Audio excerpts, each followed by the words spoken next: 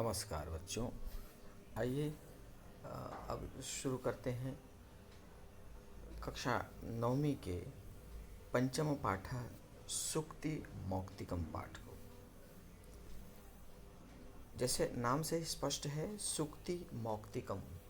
सूक्ति बना है सु और उक्ति से।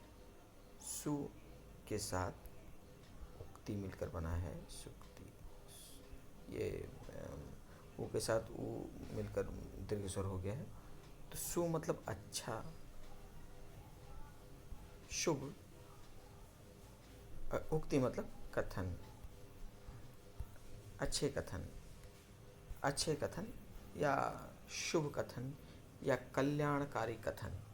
और मौक्तिकम का मतलब है मोती, मतलब अच्छे कथन रूपी मोती या परोपकारी वचन रूपी मोती या जीवन को दिशा दिखाने वाले मार्गदर्शक रूपी मोती। कोई भी संज्ञा दे सकते हैं आप अच्छे कथन को।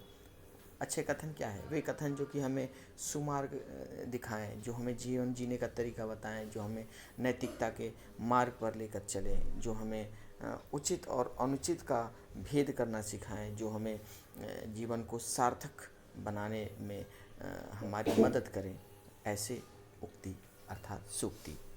और ये जो सूक्ति है, जो अच्छी उक्तियां हैं, वास्तव में बहुमूल्य हैं। तो इतने मूल्यवान है जो कि जिसके मूल्य की कोई किसी से जिसकी तुलना न की जा सके, जिसके मूल्य से आंका न जा सके, जो बहुमूल्य है, जो जिसका मूल्य जीवन में बहुत अधिक है। तो ऐसे मूल्य वान होते हैं ये उक्तियाँ। जैसे कि पाठ के इंट्रोडक्शन परिचय में ही इसका उल्लेख है कि संस्कृत साहित्य में नीति ग्रंथों की समृद्ध परंपरा है। संस्कृत ये नीति ग्रंथ हमारे संस्कृत साहित्य का बहुत बड़ा हिस्सा है। पुराने साहित्य को देखें, पुराने ग्रंथों को देखें तो जो चाहे वो ग्रंथ किसी कथा के रूप में हो, चाहे पुराण के रूप में हो, चाहे उपनिषद हो या किसी भी प्रकार के ग्रंथ हो, लेकिन प्रत्येक ग्रंथ में बीच बीच में ऐसे कथन आ जाते हैं जो कि सुभाषित के रूप में, जो उचित, जो मार्गदर्शक कथन के रूप में उसका सार निकल कर जिसका आता है। तो वो जो सार है, जो उक्ति है, वो किसी समय सीमा काल से परे होती है। हर युग में, हर परिवेश में वह मनुष्य के लिए कल्याणकारी होती है, मनुष्य को दिशा प्रदान करती है। तो ये ऐसे कई ग्रंथ हैं, सैकड़ों ग्रंथ हैं हमारे संस्कृत साहित्य में, जिसमें नीति निर्देशक बातें कही गई हैं, नीति परक बातें कही गई हैं।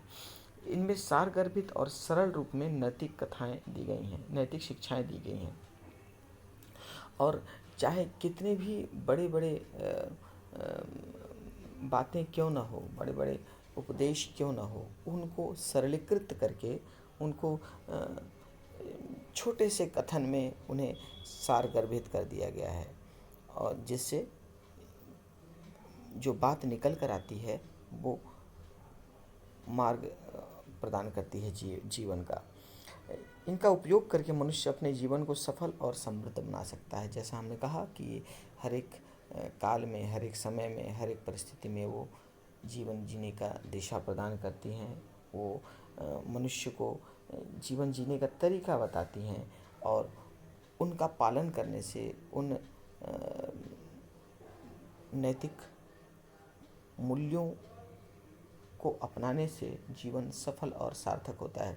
हमारे जितने भी महापुरुष हैं, वो समस्त महापुरुषों ने अपने जीवन को इन्हीं मूल्यों के मार्ग पर चलकर, इन्हीं नैतिकता के मार्ग चलकर अपने जीवन को सार्थक बनाया और आने वाले जो पीढ़ी है उनको जीवन जीने का मार्ग बताया। ऐसे ही मनोहारी और बहुमूल्य सुभाषित यहाँ संकलित हैं। तो इस पाठ में अलग अलग ग्रंथों से, संस्कृत के अलग अलग वाङ्मय से उन ग्रंथों से ये जो मूल्य जिसमें दी गई हैं उन मूल्यों का यहाँ पर संकलन है। और इन समस्त श्लोकों में, इन अलग अलग श्लोकों में अलग अलग मूल्य है। कहीं सदाचार की महत्ता है, अच्छे आचरण की महत्ता है, कहीं प्रियवाणी की प्रधानता है कि मधुर वचन कितने महत्वपूर्ण हैं जीवन जीने के लिए, किस प्रकार हमें अपने आचरण की रक्षा करनी चाहिए, हम दूसरों से किस प्रकार का, जिस प्रकार का व्यवहार का अपेक्षा रखें वैसे ही दूसरों के प्रति व्यवहार करें। महापुरुष का स्वभाव कैसा होता है, वो किस प्रकार सदाचार के मार्ग पर चलते हैं, और गुणों को अपनाने के लिए मनुष्य को किन बातों का ध्यान रखना, किन गुणों को जीवन के विभिन्न पक्ष में से गुणों को किस प्रकार मनुष्य को ग्रहण करना चाहिए, और सज्जन और दुष्ट जनों की मित्रता में क्या अंतर है, और तालाब और की शोभा जिस प्रकार हंस से होती है, किस प्रकार उसी प्रकार जीवन में अच्छे लोगों का प्रधानता है, महत्व है। इस प्रकार अलग अलग पक्ष के मूल्य इसमें संकलित किए गए हैं। तो चलिए हम एक एक श्लोक को पढ़ें और उन श्लोकों में कही गई बातों को मनन करें, एक एक शब्दों के प्रत्येक शब्द की विस्तृत व्याख्या के साथ। चलिए, पहला श्लोक है वृत्तम यत्नेन रक्षेत संरक्षेत, वृत्तम यत्नेन संरक्षेत, वित्तम एति च याति च, अक्षिणो वित्तस्तः क्षीणो वृत्तस्तस्तु हतो हतः।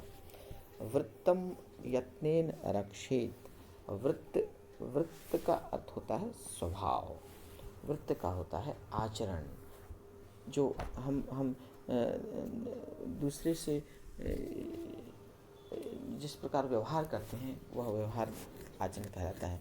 तो दूसरे शब्दों में हमारा जो चरित्र है, जो हम व्यवहार करते हैं वही हमारा चरित्र होता है, चाहे वो सच्चरित्र हो या दुष्चरित्र हो। ठीक है, तो जो यहाँ वृत्त से तात्पर्य सच्चरित्र से है, हमारे सकारात्मक जो व्यवहार है, हमारा अच्छा व्यवहार, जो हमारा सद आचरण है उससे है। तो वृत्तम यत्नेन संरक्षेत, यत्नेन माने यत्न पूर्वक, प्रयत्न पूर्वक, संरक्षित माने रक्षा करनी चाहिए।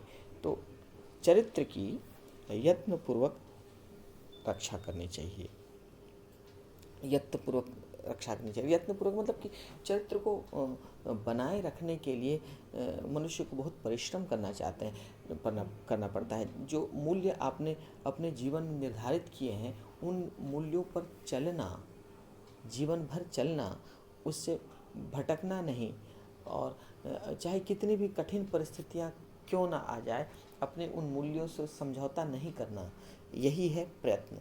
क्योंकि मूल्य निर्धारित करना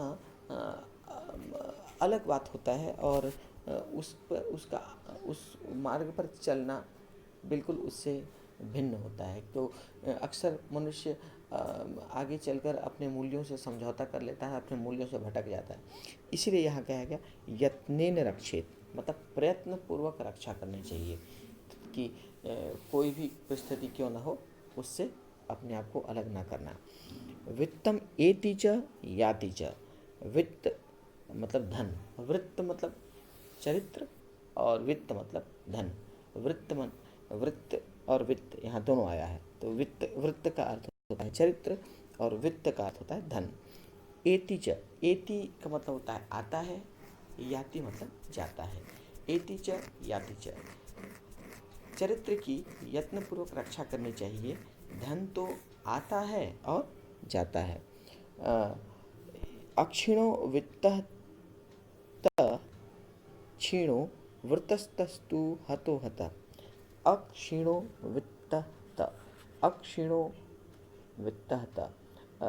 क्षीण मतलब नष्ट हो जाना, अक्षीण मतलब नष्ट न होना। तो अक्षीणो वित्तहत, क्षीणो वृत्तस्तु हतो हतः। अक्षीण मतलब नष्ट नहीं होता है, वित्त मतलब धन, धन के नष्ट होने से कुछ नष्ट नहीं होता, मतलब मनुष्य नष्ट नहीं होता। यदि आपका धन नष्ट हो जाएगा तो आप नष्ट नहीं होंगे।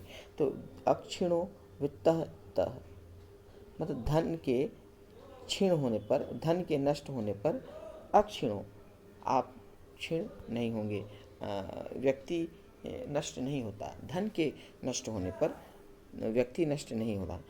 क्षीणो वृत्तः, परंतु वृत्ति के क्षीण होने पर, परंतु चरित्र के क्षीण होने पर, वृत्तः वृत्तः मतलब चरित्र, हतो हतः मतलब मनुष्य स्वयं ही नष्ट हो जाता है। हतः हतः मतलब हन से बना है हतः, तो हतः हन के साथ त प्रत्यय मिलकर हतः हुआ। तो यदि वृत्ति नष्ट हो जाए, चरित्र नष्ट हो जाए तो मनुष्य स्वयं ही नष्ट हो जाता है। धन के नष्ट होने पर मनुष्य नष्ट नहीं होता, परंतु आचरण के नष्ट होने पर, परंतु आचरण के नष्ट होने पर मनुष्य स्वयं ही नष्ट हो जाता है। हतो हतः, वृत्ति स्वयं ही नष्ट हो जाता है, मर जाता है। तो इस प्रकार यह इसका अर्थ हुआ कि हमें अपने आचरण की यत्नपूर्वक रक्षा करनी चाहिए, क्योंकि धन तो आता है और चला जाता है। धन के नष्ट होने पर मनुष्य नष्ट नहीं होता, परंतु चरित्र या आचरण नष्ट हो जाए तो मनुष्य स्वयं भी नष्ट हो जाता है। चलिए अब इस श्लोक का अन्वय देख ले। अन्वय क्या है? तो अन्वय अर्थात जो दिए गए श्लोक को गद्य के स्वरूप में उसको पुनर्स्थापित करना। तो वृत्तम यत्नेन रक्षित वित्तम इति च याति च। तो वृत्तम यत्नेन संरक्षित, ठीक है, वृत्तम यत्नेन संरक्षित, वित्तम एति च याति च। वित्ततः क्षीणो, वित्ततः क्षीणो तु अक्षीणः, वित्ततः क्षीणो तु, वित्ततः क्षीणो तु अक्षीणः। वृत्तः तु हतो हतः, वृत्तः तु हतो हतः। वित्ततः क्षीणो तु अक्षीणः, वित्ततः क्षीणो तु अक्षीणः मतलब धन के नष्ट होने पर कुछ नष्ट नहीं होता। धन के वित्ततः क्षीणो, धन के नष्ट होने पर अक्षीणो कुछ नष्ट नहीं होता। वृत्तः तु हतो हतः, परंतु आचरण के नष्ट होने पर सब कुछ नष्ट हो जाता है, मनुष्य स्वयं ही नष्ट हो जाता है। तो ये इसका अन्वय हुआ कि वृत्तम यत्नेन संरक्षित, वित्तम एति च याति च। एति मतलब आता है, याति मतलब जाता है। तो वित्तम यत्नेन संरक्षित, वित्तम एति च याति च। वित्ततः क्षीणो तु अक्षीणः, वृत्ततः तु हतो हतः। अब इसमें देखते हैं कि इसमें संधि क्या क्या था।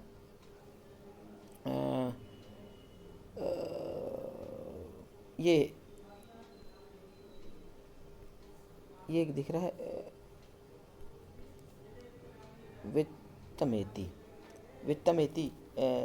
ये आप लोगों ने संधि के साथ साथ आप लोगों ने एक जब दो वर्ण जुड़ते हैं तो उनकी संधि हो जाती है। तो संधि के साथ संयोग होता है। जब पूर्ण जो वर्ण पूर्ण हो जाए, म के साथ स्वर लगकर पूरा म हो जाए तो कहलाता है संयोग, तो संधि नहीं होता है। जैसे कार्यम के साथ अस्ति, तो कार्यम के साथ अस्ति होगा तो कार्यम का जो म है उसके साथ अस्ति का अ जुड़कर म पूरा हो जाएगा, तो हो जाएगा कार्यम अस्ति। तो ये म आधा था जो कि अ के साथ मिलकर पूरा हो गया, तो ये कहलाता है संयोग। तो यहाँ पर संयोग है वित्तम एति, मतलब वित्तम एति, वित्तम के म के साथ एति का ए मिलकर वित्तम एति, ये यहाँ पर संयोग हो गया। और वृत्तस्तु एक और है यहाँ पे, वृत्तः वृत्तः तः तु, वृत्तः, वृत्त मतलब स्वभाव। विसर्ग संधि का एक नियम है कि विसर्ग के पहले, विसर्ग के बाद यदि क ख या त थ आता है तो विसर्ग का स हो जाता है, ठीक है। विसर्ग के बाद यदि च छ आता है तो विसर्ग का श हो जाता है, और विसर्ग के बाद यदि ट ठ आता है तो विसर्ग का श हो जाता है। ये कहलाता है सत्व संधि। आपने कक्षा 8वीं में पढ़ा था इस संधि को।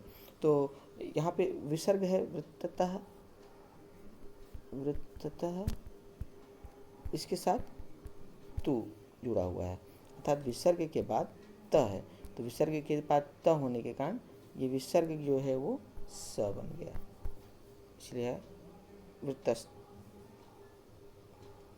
वृत्ततस्तु हो गया इसलिए। तो यहाँ एक संधि है। इसके अलावा हतो हतः, हतो हतः, हतो आपने पिछली कक्षा में आपने उत्तो संधि भी पढ़ा होगा। तो उत्तो संधि में क्या था, विसर्ग के पहले यदि अ है और विसर्ग के बाद में, विसर्ग के पहले अ है, विसर्ग के बाद में अ है या तीसरा चौथा पांचवा वर्ण है या यर ल व है, तो विसर्ग का ओ हो जाता है। तो विसर्ग के बाद, विसर्ग के पहले अ, विसर्ग के बाद फिर से अ, या तीसरा चौथा पांचवा वर्ण या यर ल व ह हो तो विसर्ग ओ बन जाता है। तो यहाँ पे देखो विसर्ग के पहले अ है और विसर्ग के हतो हतः, हतः हतः, विसर्ग के पहले अ है और विसर्ग के बाद में ह है, तो विसर्ग के पहले अ है और विसर्ग के बाद में ह है, अर्थात उत्तो संधि हो गया, तो विसर्ग का ओ हो गया। तो इसलिए हतः, हतः का बना है हतो हतः। उसी प्रकार अक्षिणो क्षीणः भी हुआ है। ये देखिए अक्षिणो क्षीणः, जब हम इसको अन्वय करेंगे तो अक्षिणो क्षीणः, तो अक्षिणः क्षीणः। तो ये तो हुआ संधि। इसके बाद प्रत्यय देखते हैं। यहाँ पे प्रत्यय हतः, हतः, हतः में यहाँ पे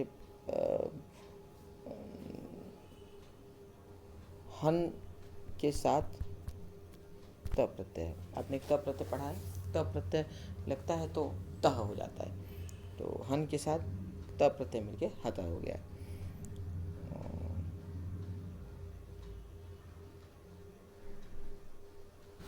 इसके अलावा विलोम पद है यहाँ पे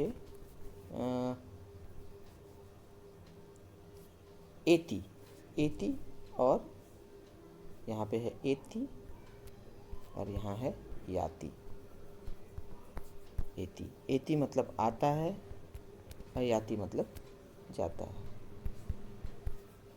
इति याति, परीक्षा में आ सकता है कि याति इति पदस्य विलोम पदम अत्र किम अस्ति, तो आप लिखेंगे एति, आता है जाता है, आता है और जाता है। उसी प्रकार अक्षिणा है, उसके साथ क्षीणा है, क्षीणा का विलोम पद अक्षिणा है। तो मुझे उम्मीद है कि पहला श्लोक आप सबके समझ में आ गया होगा। मिलते हैं अगले वीडियो में अन्य श्लोक और उसके विश्लेषण के साथ। धन्यवाद।